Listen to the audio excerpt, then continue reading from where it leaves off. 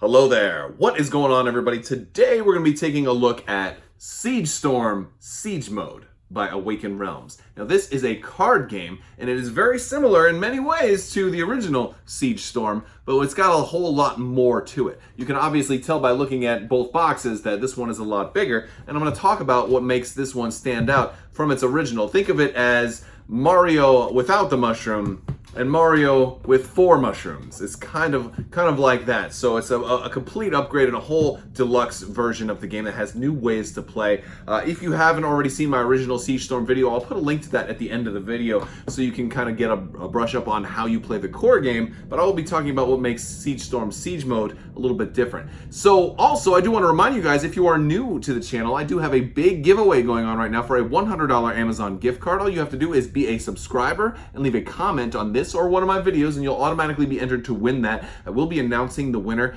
after the first week of September, so make sure you stay tuned. Click that little bell for alerts if you want to be notified when new videos come out. But for now, let's dive into Siegestorm Siegemode. So the first thing I want to talk about is this box. It is much bigger, and it actually is designed to hold a lot of your game components. Now I already have the rule book and some other things taken out, but it has 2 big trays to hold all your decks. In addition to all of your PvP decks, you also have some PvE decks, boss decks, and all of the accessories that are going to go with those. It also holds all of your cardboard for your board game and your board components, as well as your life counter for your bosses, and all of your tokens right here. And it also comes with some really nice dividers, so you can divide all of your decks easily in the box without having to get them all cluttered together, and that is very convenient. The next thing that's changed is they've given you this nice cardboard piece for your front lines and your opponent's front line, as well as no man's land. And these are double-sided, so you can kind of go with a certain theme if you'd like. And that's a nice little touch, but we're going to go with this side for right now. You also have a boss board. So when you're going to be playing against a boss, which is the PvE element of this game, and that's really where Siegestorm gets its, I think, the siege mode variant really makes this game stand out from the original Siegestorm, which was just PvE, is by playing against the boss. And these are AI controlled opponents that you can play against solo or with a friend, and that's basically the 2 modes, whether it's cooperative or solo. I mean, you can play PvP as well, but the PvE element is what really makes this stand out. So there are all kinds of different factions, and we'll say, I'm going to go with the Goblin faction. There's going to be different types of boss cards I can play. So I can play against Bylos the Goblin King. He's got a medium version, he's got a hard version, and he's got a very hard version. They're going to have different stats and different numbers that go along with the backs of their cards. But for this case, I'm going to go with the medium version, and this is going to tell me a lot of different things. First off, it's going to tell me the victory conditions to beat this guy. I would need to either reduce his life points to 0. He's going to start with, we'll reference the back, he's going to start with 25 life, and this tells us a lot about him. So 25 life we'll use on this life counter here, and we can select 2 and 5 from here. Now this is a very, very loose life counter. I don't know, like I can just spin it, like it moves really, really, really easy. Like I don't think it was supposed to. Normally these things kind of clip in, boom, boom, but mine don't want to clip in, and I've tried stomping on them, putting my entire body weight on them. They do not clip in anymore. I've also tried turning them with screwdrivers, and that got them a little closer, but not enough. So they still spin completely freely. So I can't really see myself actually using this. I'll probably would just use D10s or something like that instead, because like you're not going to be able to keep track of your life. But this is what they give you. Maybe somebody else got one that works better than this. So, so you have your life counter, and that's basically one way you can kill them, or you can run them out of cards. Running your opponent out of card, or running the boss out of cards is basically the normal way to kill somebody. That's kind of how they're going to try to kill you, is by running you out of cards, and you'll do the same to them. So, yes, this tells us a number of things. First off, it's going to tell us how many cards from their basic deck, which is the black deck here. And that's going to be, in this case, well, we're the evil goblins. We have a reference card here. But all of our evil goblins are going to have this black symbol on them. That's going to be their basic cards. We're going to have 11 basic goblins, but you're also going to merge it because they're going to have help from somebody else. You're going to pick an advanced deck. And in this case, I think we've gone with the undead realms that are working with the goblins. You'll notice they all have golden cards there, and so you'll actually shuffle these. You'll just take some, like 11 random cards from the goblin deck and 11 random cards from your advanced deck, and you will be able to forge basically your bosses resource decks. That means they're going to have 22 cards. Also at the top, this starts the beginning menace level. And this is all, like this first category is if you're playing solo. The second category is if you're playing duo or cooperative with a friend against this boss. So if I'm playing solo, I'll start the starting menace level at 2. And I'll be able to flip this guy over, and we will get ready to begin. Now for my deck, I have chosen our new Gunslingers, which is a whole new type of faction. There's a lot of new factions that come in Siege mode, and these guys are pretty cool because, like, one of the things that's kind of cool is they have the passive ability of aim, and aim is one of the new keywords that they have. Aim 2 down there, and they're all kinds of like steampunk animals and stuff, which is kind of weird. And then what happens is if you get a shoot card like this guy, action shoot, you'll be able to do 1 damage for every aim that you have as a passive. So that counts for all your guys that are going down your battle line, as well as anybody that you have their permanent passive effects over here on your front line or in no man's land. So that is pretty cool. So the boss is going to get ready to go first. Now we do have 22 cards in this boss's deck, made up of the basics and then the undeads, which are the advanced. Now if the boss runs out of these, he will be able to shuffle 1 time. So to really run him out of cards, I'm gonna have to do it 2 times, and they only get to do that. They only basically get to reshuffle once per round. But at the beginning of the boss's turn, first thing, he's going to discard any cards that are left over in his hand, and then he'd advance the war track. So again, this is playing kind of like a tower defense game where your minions just kind of slowly move. So mine will move up and his will move down. I'll be playing on this side, boss will be playing on that side.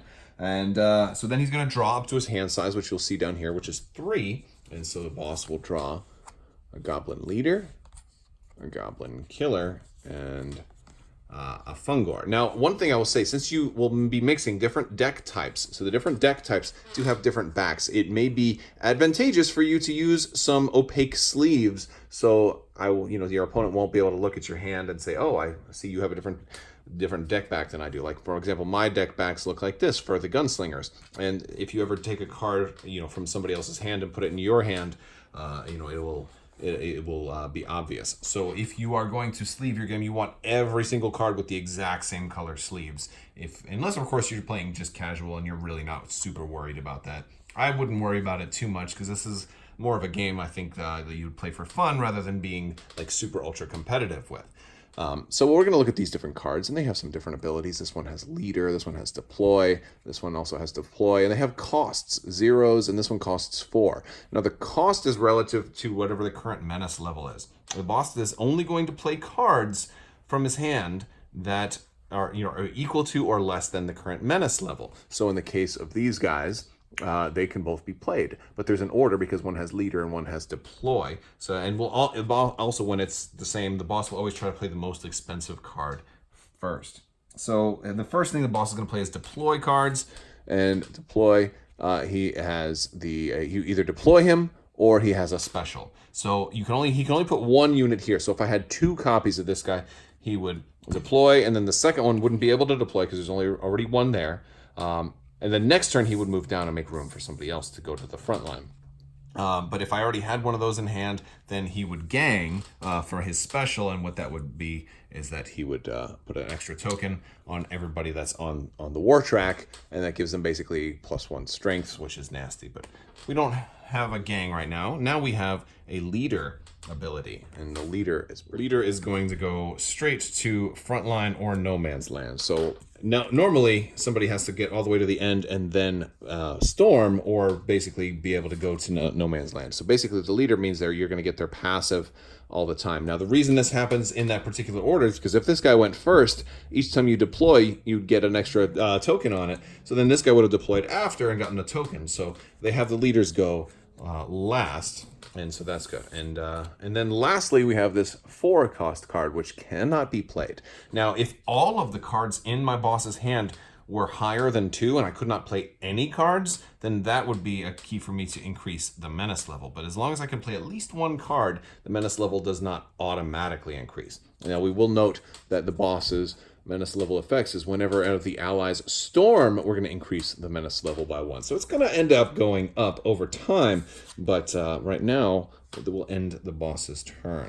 And then we'll go to the So player as turn. a player, I'm only going to start off with 2 cards, but at the beginning of my turn, I can draw 2. Now, you do have max hand size of 10, but I'm only going to have this many right now. And again, these are the costs. So I could play this Machinist, or I could maybe, I could discard 1 to play him. I could probably get Mad Andy out there, or I could discard all 3 to play Bulletproof Ryan. And let's say I'll go ahead and do that. I'll discard those, and I'll deploy Bulletproof Ryan right here. And now he's also got the passive that says allies with aim are immune to enemy actions and abilities. So he might be a real nice one to eventually get up into my front line, because a lot of my guys do have aim. And that's going to conclude my turn. All right, so the boss's turn at the beginning. First thing they're going to do, they had this leftover card. That's going to get discarded to their discard pile. They're going to advance the war track, so each minion will move down 1. And then they will draw back up. They have 3 the cards they can draw. So we've got a 1, a 5, and another 4. So it looks like only the Goblin Archer is going to be able to be deployed this turn. And so we would play 1. Now, they see having a 4 and 5 is a surefire way to make sure that that menace level increases a little bit ahead of schedule. But we've got the Archer here, so he will deploy. And he doesn't do the special. Now the special would only take effect if we had, again, multiples of those. And then these guys will stay in my hand. So this boss is not doing too much crazy stuff this early. And that's going to end the turn. And we'll just keep kind of progressing on until we're following. At this point, we're basically playing the normal rules of Siegestorm. So when my guys get to the end, at the end they can either storm, which is basically attack, depending on what the defender's value is. So if my attack here was 1 and he has 0, I'd be able to do 1 damage to the boss, reduce his health. Or they could go into my front line and get their passive forever. Or if the front line's full or no man's land is empty, they could go to no man's land. Or they could, in theory, attack this Goblin Commander. If I had a higher value, they could attack him when they stormed. Or alternatively, I could just take them as a supporter, flipping them over, and they effectively become a free mana for me to pay the costs of cards in future hands. I like that option early in the game, just taking somebody down and saying, all right, I'll tap them for mana. You can even do that on the same turn. But for the boss, their guys are always going to storm, and they're always going to try to kill your front line first if they can. After that, they start taking you out. So at a certain point, you're going to get overwhelmed by guys on the war track here that are making you discard cards. And as a player, once this deck runs out, you're dead. So you've got to try to either get their HP down or potentially just survive and heal long enough to run them out of cards, which you kind of have to do twice. Now, if you're playing 2-player, aside of the difficulty kind of going up because there's 2 of you, you're also going to add a whole nother track here. So now you have outsides and the inside as well. So that is one nice thing about that. And there's a lot of these boards. And again, they all are double-sided, so you can kind of change how you want the theme to be.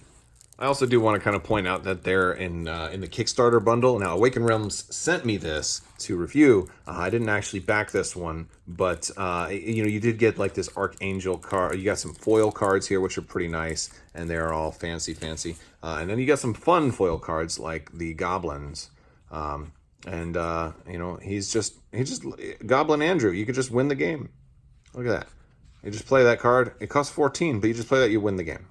And now these are not cards that you would actually be able to play and like for real, but like if you and your friends want to play with these, if you can manage to pay 14 points, you can potentially just outright win the game. And that means you would have to have at least 5 supporters or some other effects that reduce the cost of your cards or something like this. Or this guy, he costs 12, but if you get him to actually storm, you'll win the game. And they're of course fancy, and the artwork for these is very, very funny as well. And of course they have the silly money bag backs. So like there's a lot of little clever things like that come in here as well. And they also sent me this cool art book. So let's take a look at the art book. So we have the Siegestorm art book. Now Awaken Realms usually has great art, and so it's always nice to kind of get a nice look at it.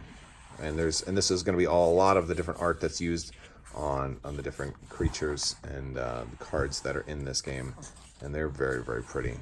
I like that one a lot. Of course, black and green are some favorites of mine. These are some of those gunslingers. And oh, look at that one. That's beautiful. So really cool. There's plenty more pages in here, but that's one of the things when you back one of the Kickstarters on Awaken Realms, you get a lot of extra really cool stuff, and they seem to really like to give those art books out as well. So Siegestorm is a fun game that's got a lot of flexibility to it. It has a lot of depth and a lot of different things that you can change up your game. A lot of different bosses, a lot of different advanced factions that you can mix your boss deck, your racial deck with another race. You can have a lot of different combinations of enemies that you face, as well as a lot more factions for the players to play as than were in the original game as well. And I like that. And I like that you can play it PvP or you can play PvE. I also like that you don't have to build your own deck. All of these decks have, you know, green cards at the bottom, which is the recommended starting deck, as well as white cards that can go into a deck if you're trying to build your own deck. I am not a fan of having to build my own deck, as I play too many games that require me to list build, and so I spend a lot of time already list building or deck building, so to speak, for other games. So I really appreciate it when a game comes out that has like pre-constructed decks, like just run this build already. That makes it a lot easier for me to play. If this game required me to build my own deck, I probably wouldn't have been able to play it at all, because I might have just not decided I didn't have the time. So I do appreciate that aspect. But there's a lot to this game, and I think the more you play it, the more you're going to realize its diversity. So it's got a lot there. So this is a really good game for people who like card games that want that ability to deck build and play each other, but also then work together and team up against a boss. And that is Siegestorm Siegemode. Big thanks to Awaken Realms for sending this out to me to check out. I want to thank you guys so much. I also want to thank all of my patrons on Patreon. You guys definitely help make this possible. And I will see you guys next time. But so until then, have a great day.